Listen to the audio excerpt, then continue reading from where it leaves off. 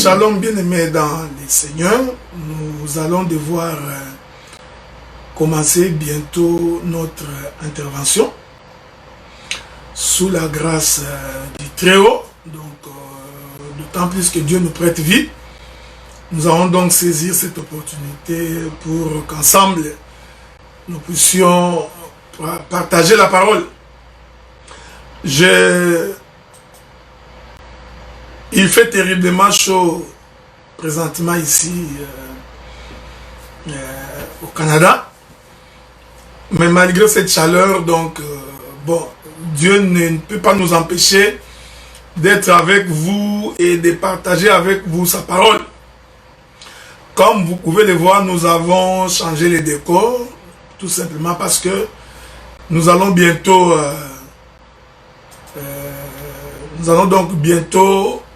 commencer notre diffusion à partir de notre radio.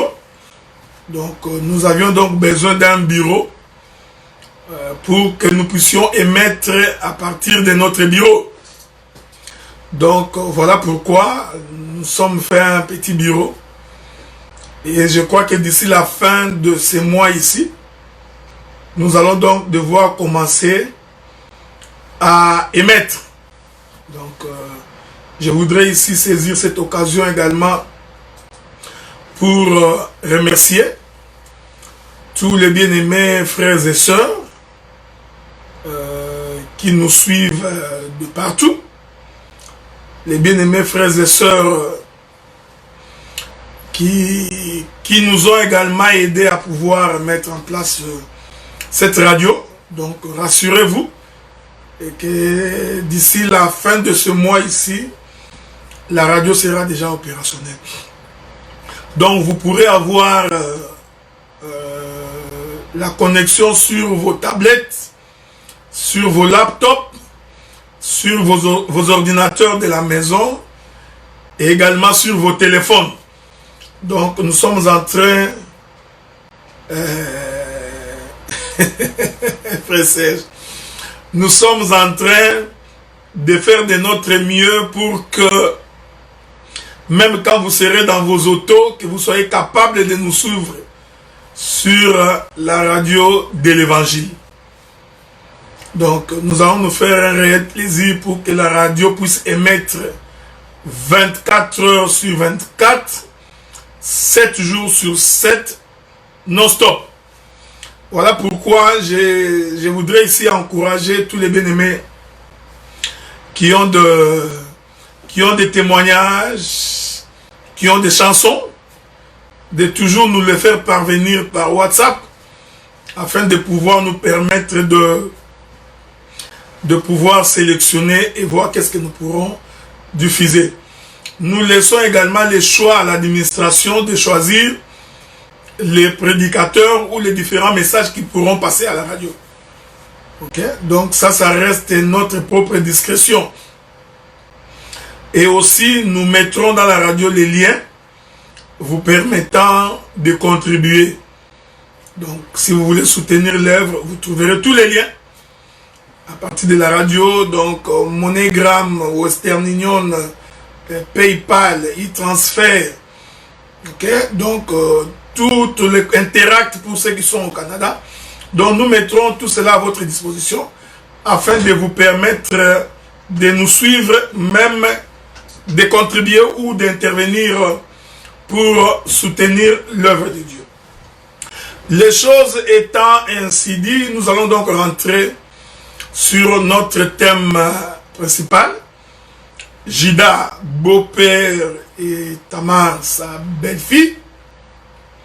Je crois qu'aujourd'hui nous commençons, à moins que je ne me trompe, la 10e partie, mais je vais me rassurer après, parce que je peux avoir oublié, mais je suis sûr et certain que nous pourrons naviguer comme ça jusqu'à la 18e ou 19e partie.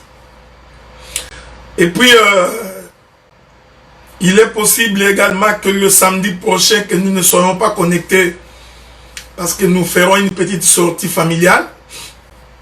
Donc, je ne serai pas dans la ville. Donc, je voudrais prendre un week-end en famille.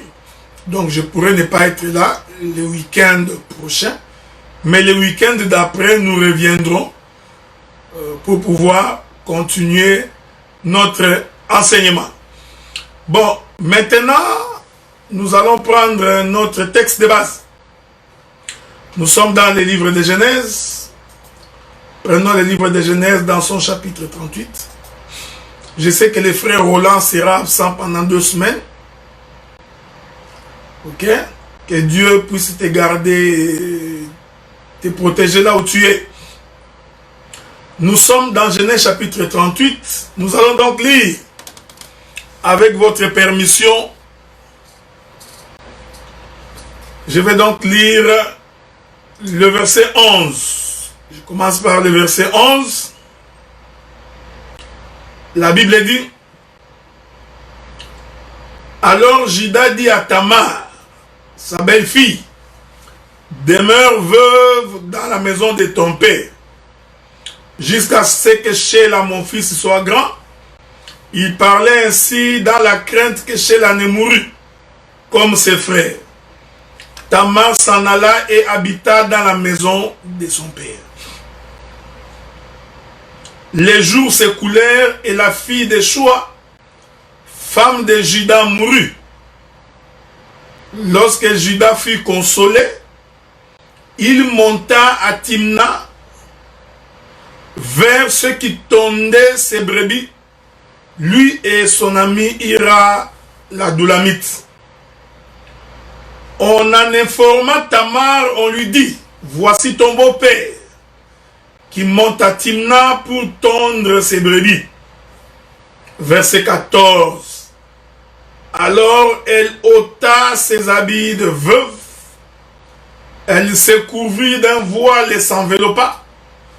Elle s'assit à l'entrée de Naïm sur le chemin de Timna, car elle voyait que Sheila était devenue grand et qu'elle ne lui était point donnée pour femme.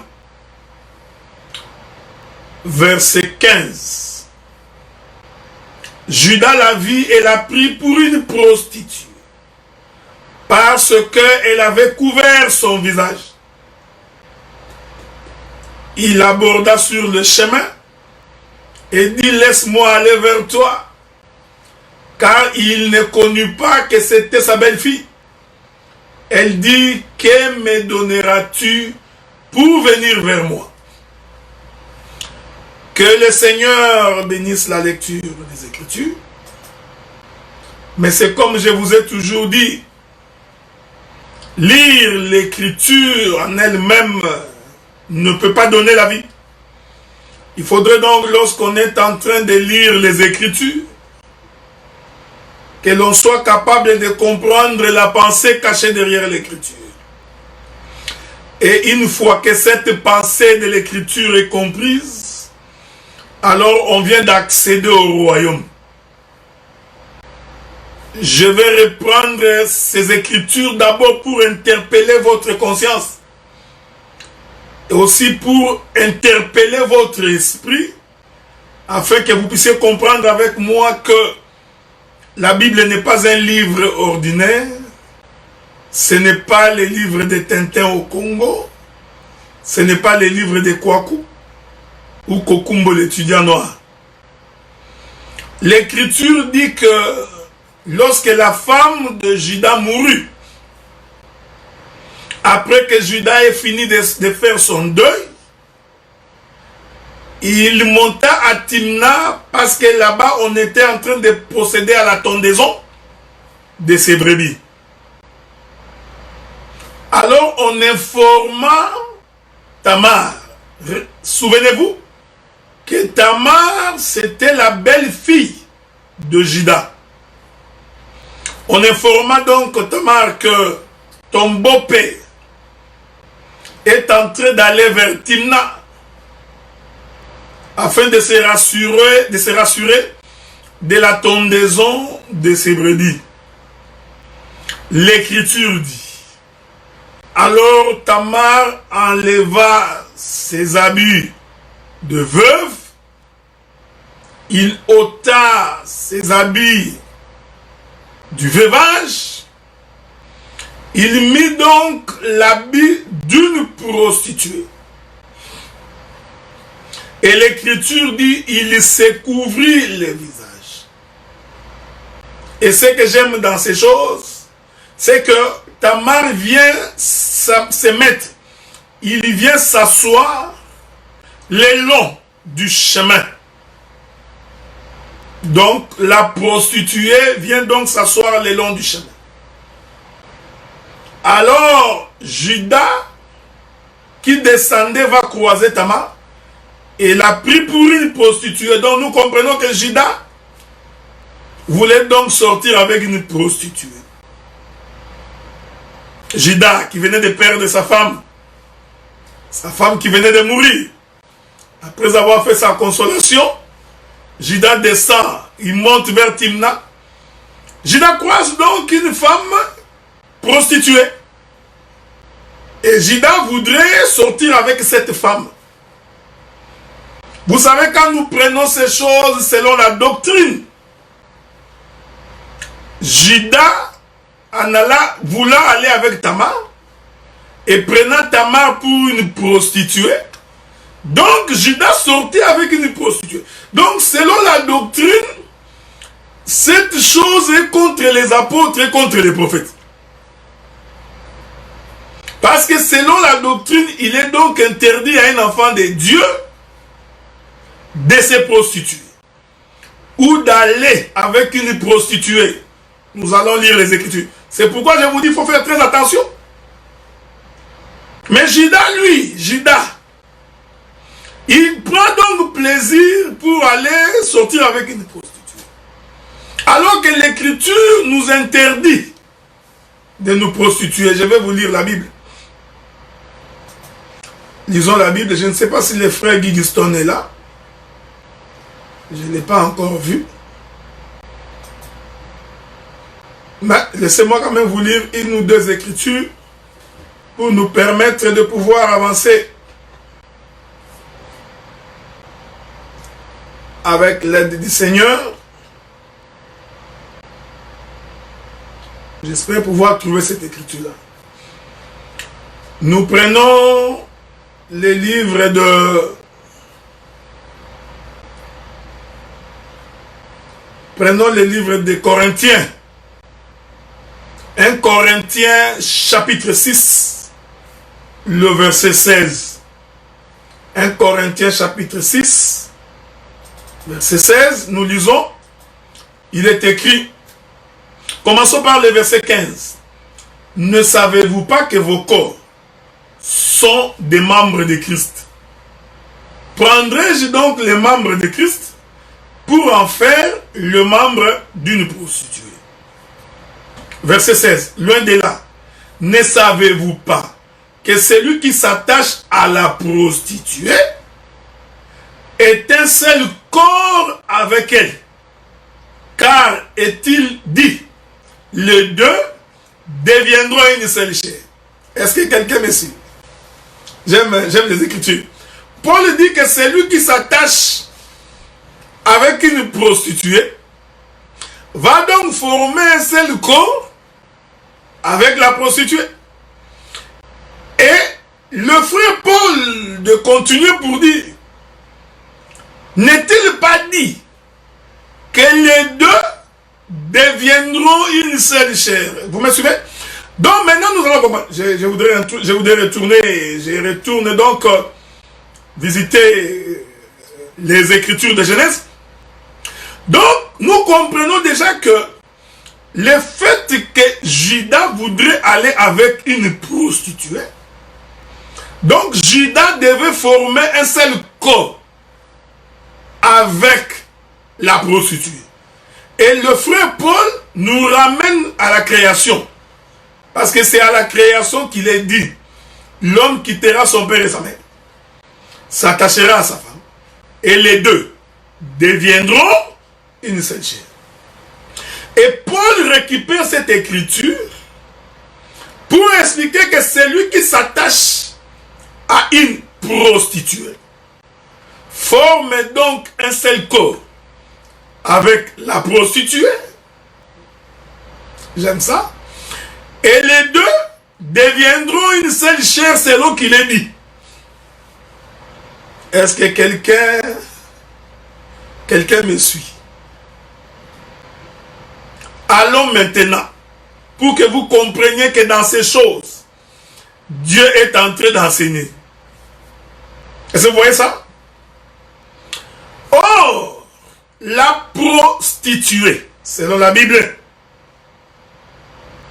c'est celui qui n'a pas de mari. Non seulement que c'est celui qui n'a pas de mari, c'est aussi celui ou celle, je parle de la prostituée bien entendu, c'est celle qui se donne à tout homme. Donc la prostituée n'a pas de frein. Elle ne se retient pas. Je vais vous lire quelques écritures là-dessus. Voyez-vous, je vais vous lire 2-3 écritures pour nous permettre de comprendre ces choses. Quand vous prenez le livre de Josué, le chapitre 6, le verset 25, la Bible dit: Josué laissa la vie arabe, la prostituée, à la maison de son père et à tout ce qui lui appartenait. Elle habitait au milieu d'Israël jusqu'à ce jour, parce qu'elle avait caché les messagers que Josué avait envoyés pour explorer le pays de Canaan. Ajoutons une autre écriture, Juge chapitre 1er, Juge chapitre 16, le premier verset. Samson partit pour Gaza et il vit une prostituée et entra chez elle. Vous comprenez? Je vous ajoute des écritures. Proverbe, lui, dit ceci: car la prostituée est une fosse profonde et l'étrangère un puits étroit. Hein? J'aime les sages de Salomon. Salomon dit que la prostituée, c'est une fosse profonde et que l'étrangère est un puits étroit. Je voudrais encore vous ajouter une autre écriture. Je crois que c'est dans les livres de Souffrez. Souffrez avec moi pour que les gens puissent bien nous faire comprendre là-dessus. Je cherche des écritures pour vous. Cela vous permettra de faire une bonne digestion. Ok? Nous nous excusons, hein? Il fait tellement chaud ici. 2 Chroniques chapitre 21. 2 Chroniques chapitre 21, j'ai lu le verset 11. La Bible dit: Joram fit même des hauts lieux dans les montagnes de Juda. Il poussa les habitants de Jérusalem à la prostitution et il séduisit Juda. Suivez bien. Ici, j'ai pris le Saint-Esprit qui puisse vous aider, parce que s'il ne vous aide pas, vous aurez beaucoup de difficultés pour comprendre comment nous sommes en train de balancer la nuée. Et considérée prostituée, naturellement, c'est celle qui se donne à plusieurs hommes. Quand une femme se donne à plusieurs hommes, la femme se prostitue. Donc tu sors avec Paul, tu sors avec Germain, tu sors avec Luc, tu sors avec Jean, Mike. Donc quand tu sors avec plusieurs hommes, tu es une prostituée. Donc la caractéristique principale d'une prostituée, c'est d'abord quelqu'un qui n'a pas d'homme. Je ne voudrais pas dire qu'il n'a pas de mari, ok? Parce qu'on risquerait de glisser un peu. Donc, c'est celle qui se donne à plusieurs hommes. Maintenant, vous allez remarquer que Dieu, lui aussi, a sa manière de définir la prostituée. Donc, mais le prophète Jésus dit à Nicodème, si d'abord je vous parle des choses terrestres, vous semblez ne pas comprendre, mais lorsque je parlerai des choses célestes, vous aurez des difficultés pour comprendre. Voilà pourquoi je commence d'abord par les terrestres, c'est-à-dire, prostituée, c'est celle qui se donne à plusieurs hommes. Maintenant, quand vous prenez l'écriture que nous avons lue, 2 Chroniques chapitre 21, je vais lire le verset 13. Il est écrit, 2 Chroniques 21, verset 13. Ce sont des livres que vous lisez rarement. 2 Chroniques, tu te sens bizarre. Bon. La Bible dit, mais quand tu as marché dans la voie des rois d'Israël, parce que tu as entraîné à la prostitution Juda et les habitants de Jérusalem, comme l'a fait la maison d'Akab à l'égard d'Israël, parce que tu as fait mourir tes frères meilleurs que toi, la maison même de ton père. Donc, ici, le Seigneur démontre que la maison d'Israël a été entraînée dans la prostitution. La maison de Juda a été entraînée dans la prostitution. Et l'Éternel fait référence à Akab. Il dit, comme l'a fait la maison d'Akab.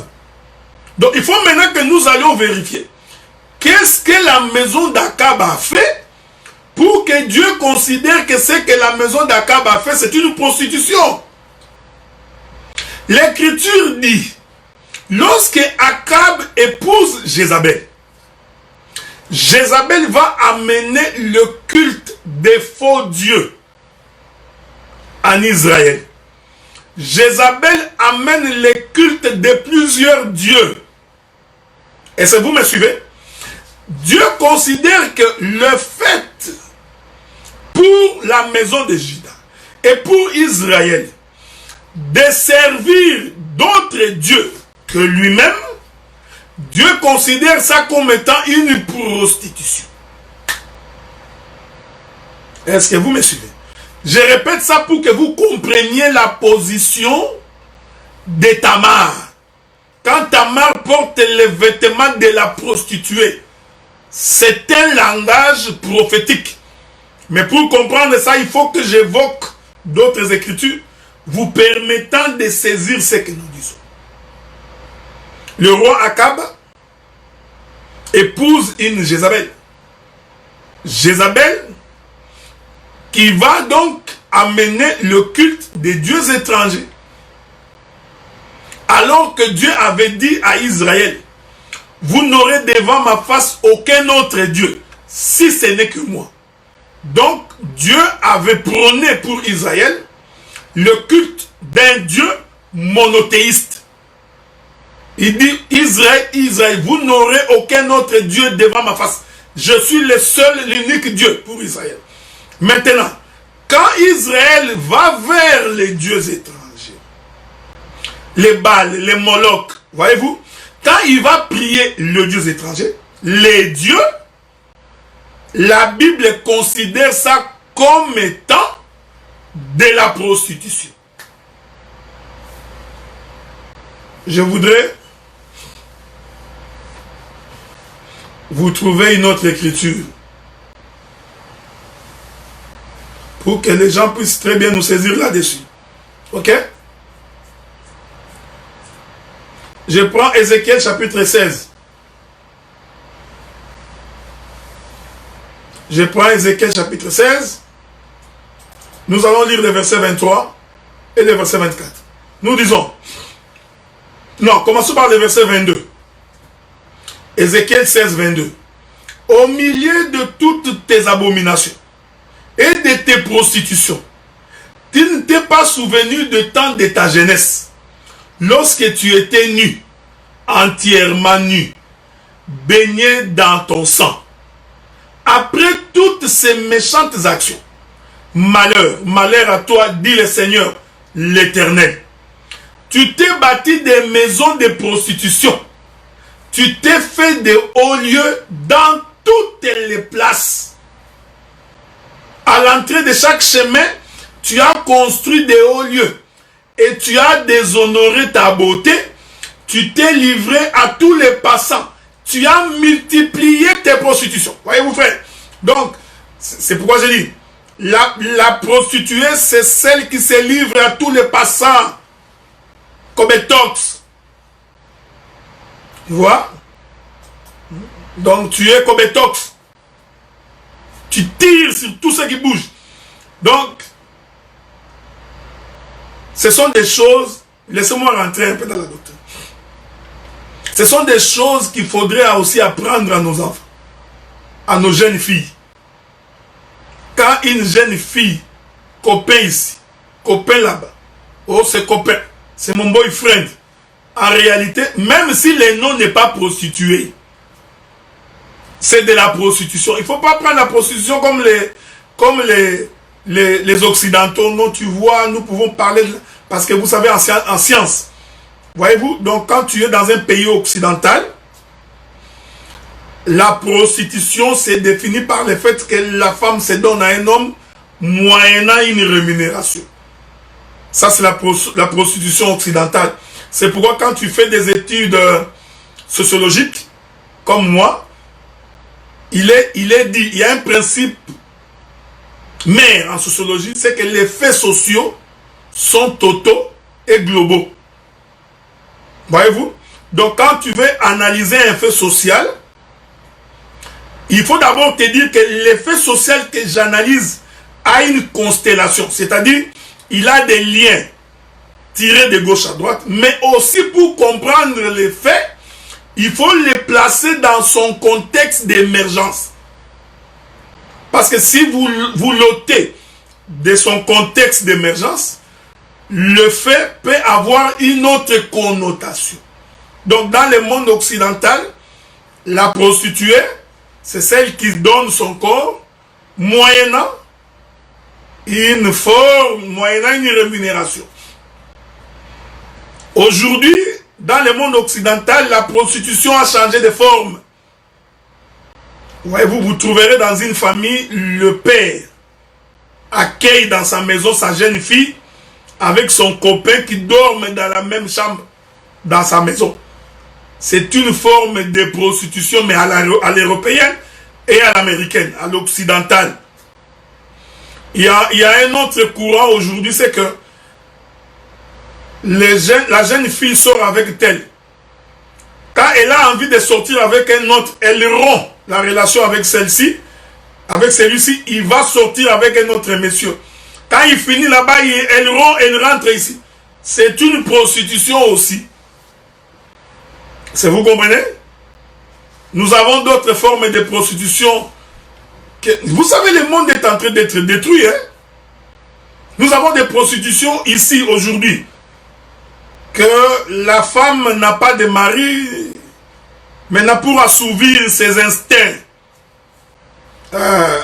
animaux. Donc, il va prendre ce qu'on appelle les escortes. Tu vois? Ils ont trouvé un terme beaucoup plus plus propre, l'escorte. Quand tu entends escorte, tu crois qu'il est en train d'escorter la voiture présidentielle. Non, non. Donc l'escorte, c'est-à-dire la femme est chez elle à la maison, elle fait venir des hommes qui viennent, l'homme fait l'amour, maintenant on paye l'homme. C'est une forme de... Maintenant, au lieu que l'homme paye la femme, non, non. Maintenant, c'est la femme qui est en train d'assouvir ses instincts, mais il paye l'homme.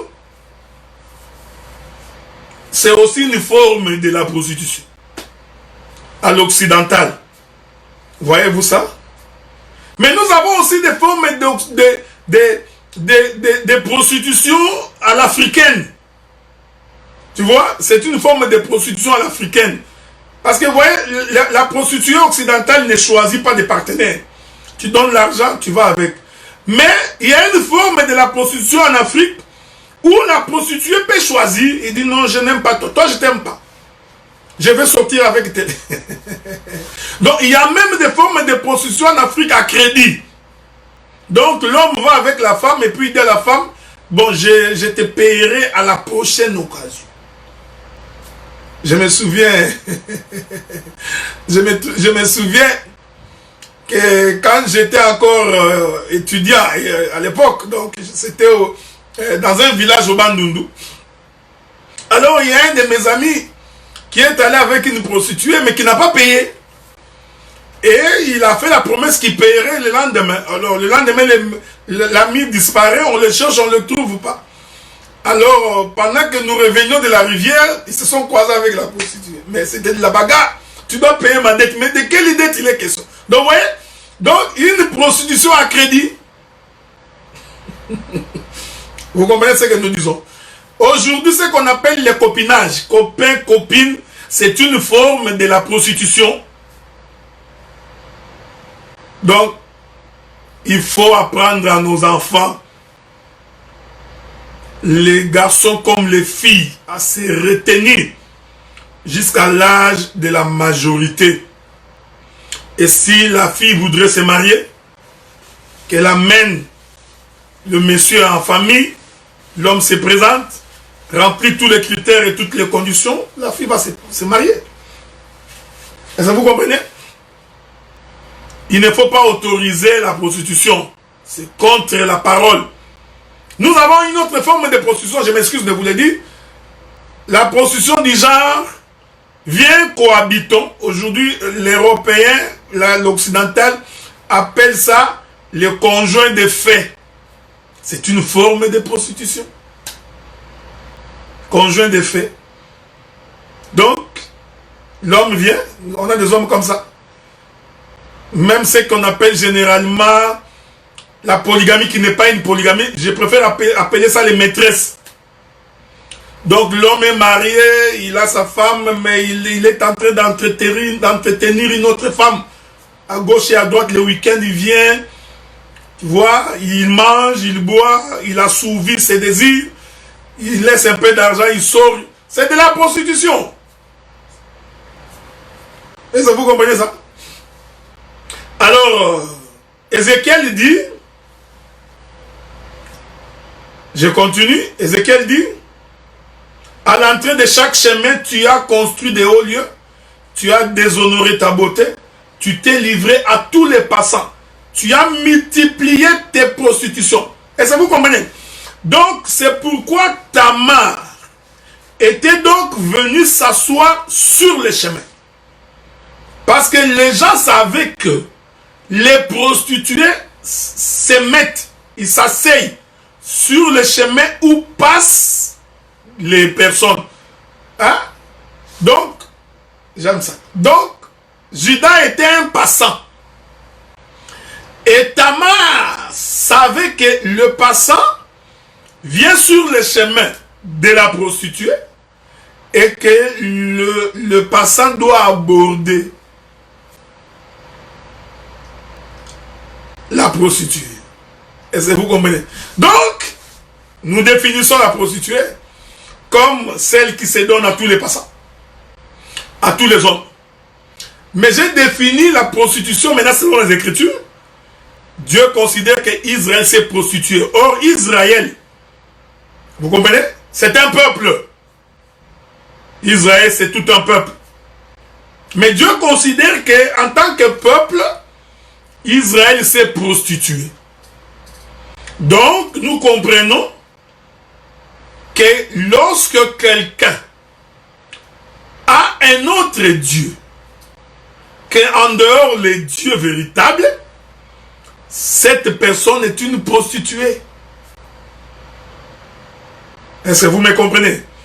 Toute personne qui n'a pas le véritable Dieu, qui n'obéit pas à la parole, ces personnes-là, Dieu considère que vous êtes prostituées.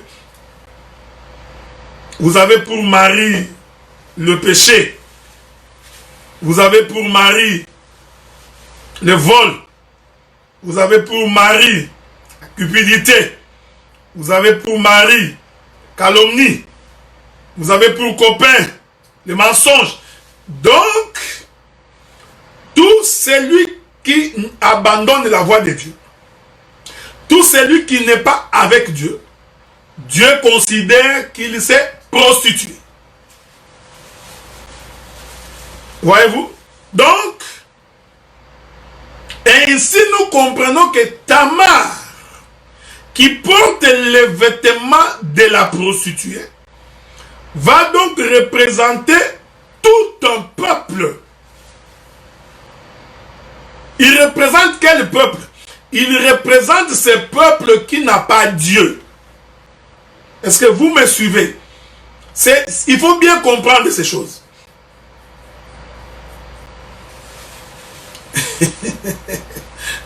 J'aime ce frère Régis qui dit que Israël s'est prostitué à Allah, à Chrisma, à Kabbalah, à Papa Vatika. Bon, comme vous voulez.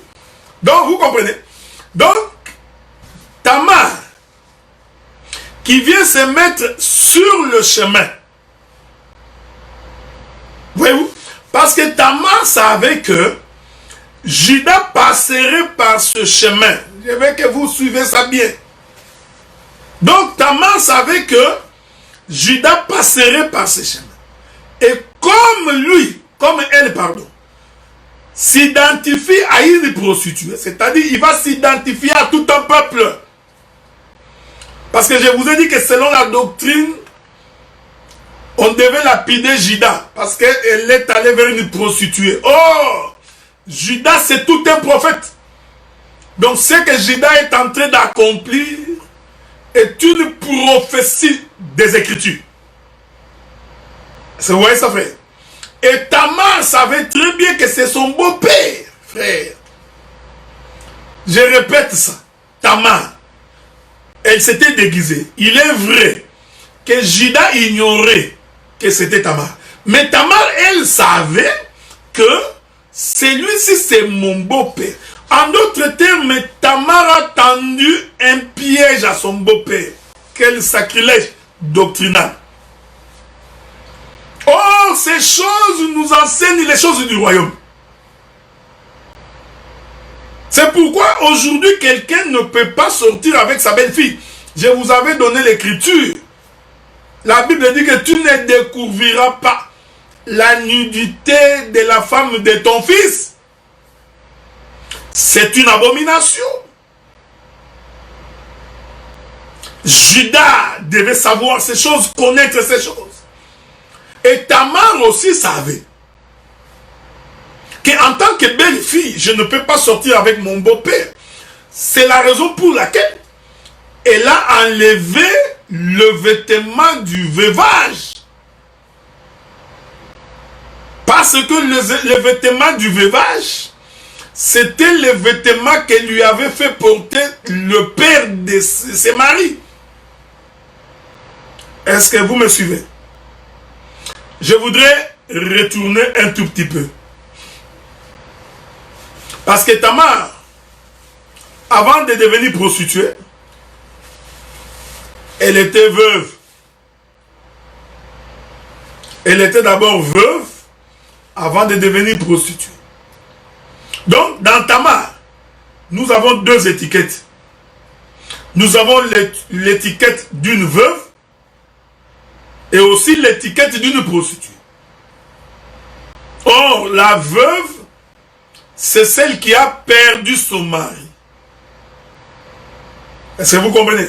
La veuve, c'est celle qui n'a plus de moyens. La veuve, c'est celle qui a perdu ses moyens de subsistance. Souvenez-vous, la Bible dit qu'un jour, le prophète Élie croise la veuve de Sérepta. La veuve de Sérepta lui dit, je n'ai personne pour prendre soin de moi.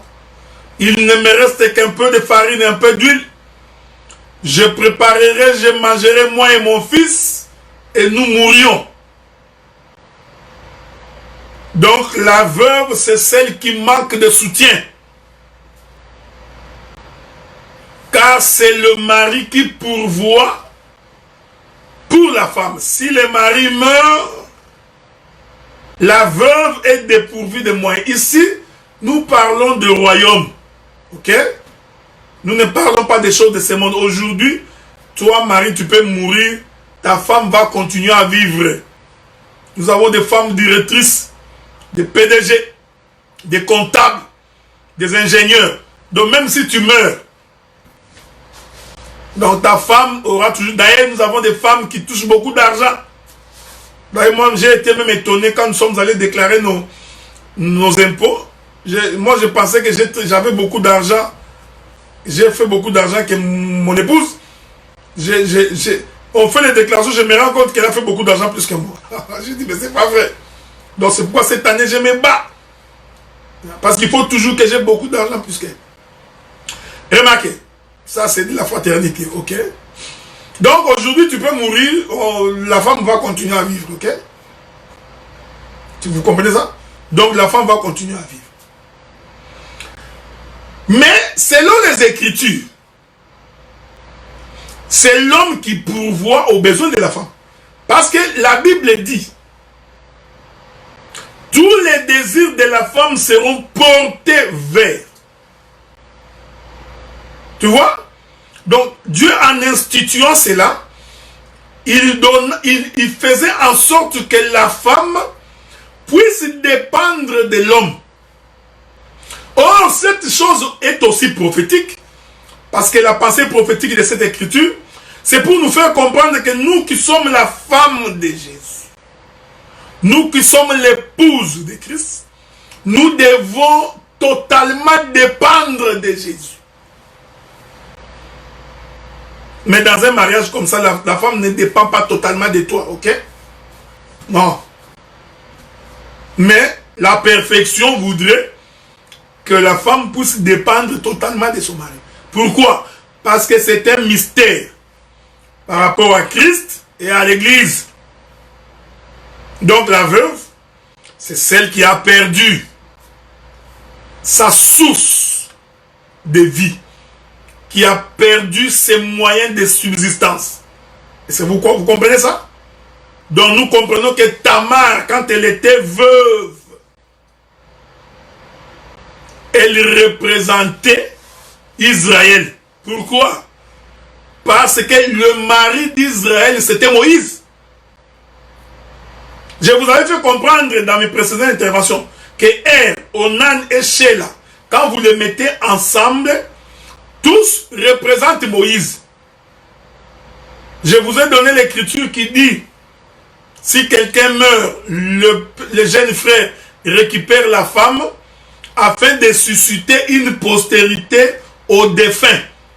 Or, Moïse, quand il a pris Israël, il savait que Israël, c'est la femme de Dieu. Voilà pourquoi Moïse n'a pas ensemencé Israël. Est-ce que vous comprenez ça? Voilà pourquoi Moïse n'a pas donné la semence à Israël. Voilà pourquoi Israël n'a pas cru. Parce qu'en réalité, Moïse les a privés de la semence. Or, Moïse, c'est la loi, les psaumes et les prophètes. Et l'écriture dit qu'un jour, Moïse va mourir sur la plaine de Moab. Beaucoup de choses à dire, hein, frère. Je comprends que l'évangile, j'ai toujours dit qu'on ne mourra pas maintenant parce qu'il y a encore beaucoup de choses à dire. Beaucoup. Moïse va mourir à la plaine de Moab. L'écriture dit que Israël pleura Moïse pendant 3 mois.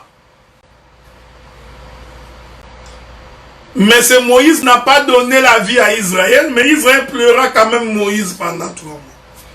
Or, quand Moïse meurt, Israël devient veuve. Israël n'a plus d'espoir. Est-ce que vous comprenez? C'est pourquoi Jésus dira aux disciples. Un jour, on posa la question à Jésus, pourquoi tes disciples ne se lavent donc pas les mains? Jésus répond, pourquoi ils ne gênent pas? Pourquoi tes disciples ne gênent pas? Les disciples de Jésus, pourquoi ils ne gênent pas? Jésus répond, les jours où l'époux leur sera enlevé, alors ils gêneront. Or, quand l'époux est enlevé, l'épouse devient veuve. Est-ce que vous comprenez? Donc, si l'époux meurt, l'épouse devient veuve. Donc, vous comprenez que la mort de Jésus a donc rendu les apôtres, les disciples, veuves. Donc, suivez bien, bien-aimé Serge. C'est ça l'enseignement. Nous enseignons calmement. Mais, tu comprendras, tu ne vas pas échapper, bien-aimé Serge. Je sais que tu as le Saint-Esprit, tu comprendras ces choses. Donc, quand Tamar porte les vêtements du veuvage, il témoigne que je viens de perdre mon mari. Et nous expliquons que le mari qui est mort ici, c'est Moïse. C'est pourquoi Tamar pleure Moïse. Donc porter les vêtements de la veuve dit que je suis en deuil. Mon mari est mort. C'est pourquoi les Israélites n'arrêtaient pas de dire à Jésus, Moïse nous a dit. Moïse nous a dit. Voyez-vous faire. Voilà. Moïse. Donc, c'était leur mari. Parce que c'est le mari qui donne la direction. C'est le mari qui conduit. Est-ce que vous comprenez? C'est pourquoi Israël était resté avec l'enseignement du mari. Quel est ce mari? C'était Moïse. Moïse nous a dit. Moïse nous a dit. Donc, parce que Moïse n'était plus avec eux. Donc, Israël était resté veuve. Donc, quand Tamar porte le vêtement du veuvage, Tamar ici, il représente Israël. Maintenant, il se pose un problème. Tamar est veuve par rapport à à Onan et à Sheila.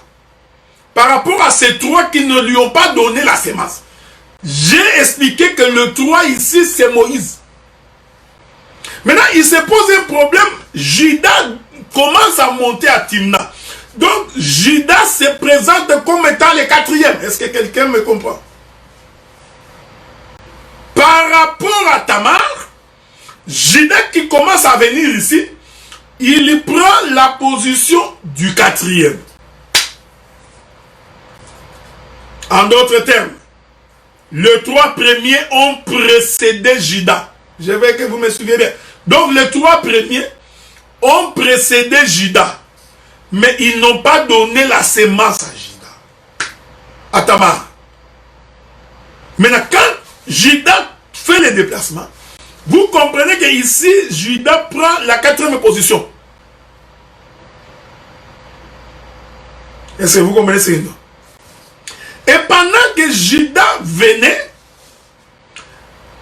Tamar change de position. C'est ici que nous vous avions toujours dit que quand il souffle un vent, parce qu'un ministre, c'est quelqu'un qui a la capacité de souffler le vent. En soufflant le vent, les nuages vont connaître une turbulence afin que le soleil puisse apparaître. Est-ce que vous comprenez ça? Donc, la descente de Judas fait que Tamar change de position. Que fait Tamar? Tamar quitte la position de la veuve, elle devient prostituée. Oh, j'ai dit, la prostituée, c'est celle qui a plusieurs dieux. En d'autres termes, la prostituée, c'est un païen. Parce que quand nous étions païens, nous avions plusieurs dieux.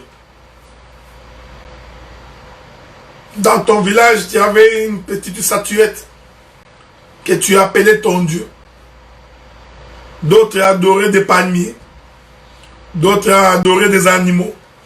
Vous aviez des totems. Est-ce que vous comprenez? Chaque tribu avait des totems. Ça, c'est encore de l'anthropologie. J'aime quand ils se disent, oh, c'est encore l'anthropologie. Les totems. C'est-à-dire que, je vais vous expliquer ça. Tu vois comme au Congo, Mobutu avait fait du Congo, du Zaïre, les léopards comme étant les totems. Kabila vient, il nous amène les lions, Simba, comme étant les totems. Les Ivoiriens, ils ont l'éléphant. Voyez-vous, frère. Donc, ce sont des totems.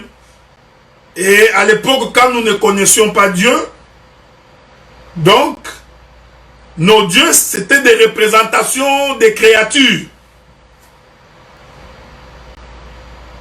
Et ça, c'est ce que l'Écriture appelle être prostitué. Donc, vous comprenez ici maintenant que Tamar, qui porte le vêtement de la prostituée, représente donc toutes les personnes qui n'ont pas cru au Seigneur. Ici, Tamar portant l'habit de la veuve et Israël, Tamar qui porte l'habit de la prostituée, c'est les nations. Est-ce que vous comprenez? C'est les nations. Et il vient se mettre le long du chemin. Il nous ramène vers le chemin. Je vais lire une écriture. Si le Seigneur nous prête vie, s'il voudrait bien qu'il nous fasse grâce, je vais vous trouver une écriture pour que vous puissiez bien digérer. Qu'est-ce qui est écrit?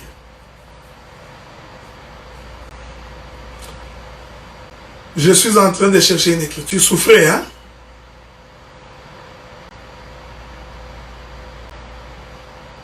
Je ne voudrais pas prendre une parabole parce qu'il y a beaucoup de choses.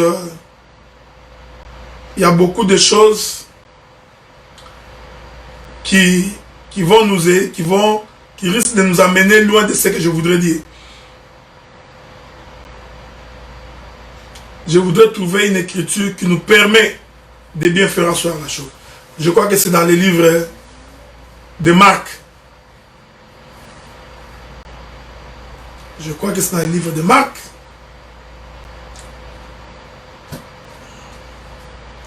La Bible dit ceci. Prenons le livre de Marc, chapitre 10. Je prends Marc, chapitre 10. Je vais commencer par le verset 45.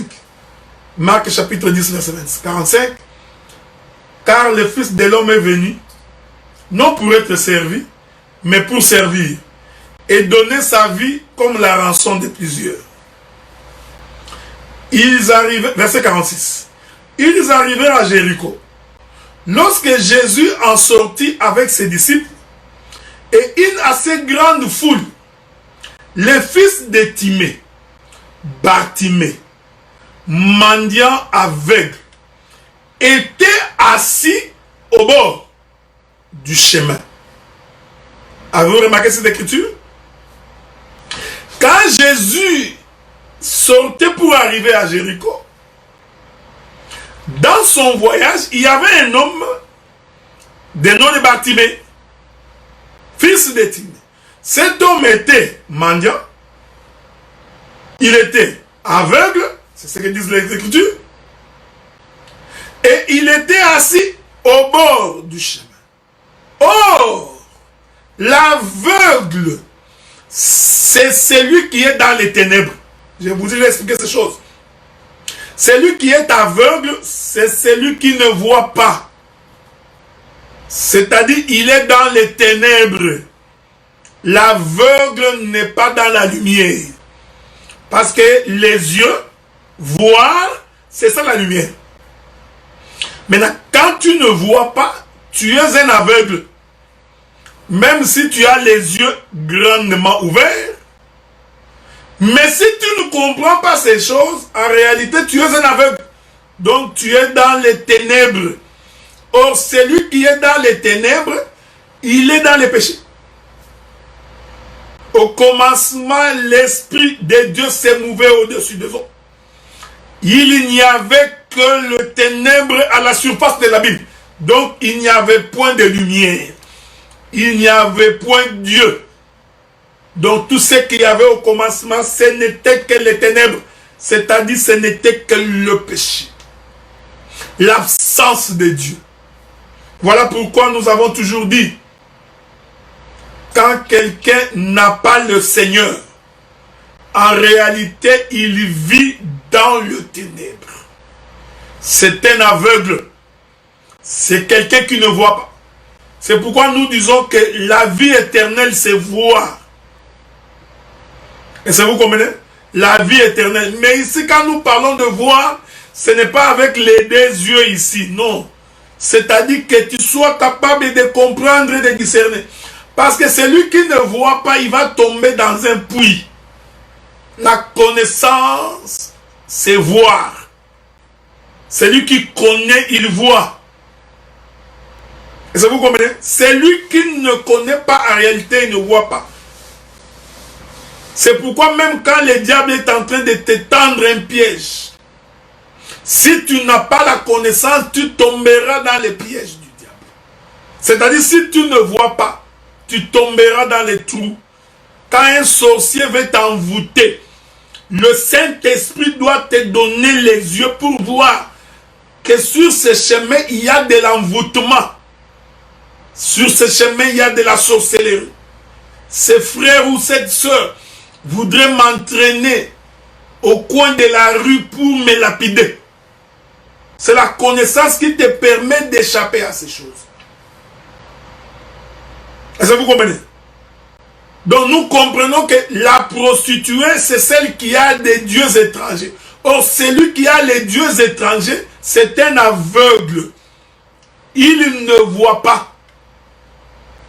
C'est-à-dire, il est dans l'état du péché. En d'autres termes, Tamar représente tous ces peuples qui étaient assis dans les ténèbres. Il n'y avait que les ténèbres à la surface de l'abîme. Donc Tamar est donc celui qui est assis dans le ténèbre. Maintenant, vous allez comprendre une chose, frère.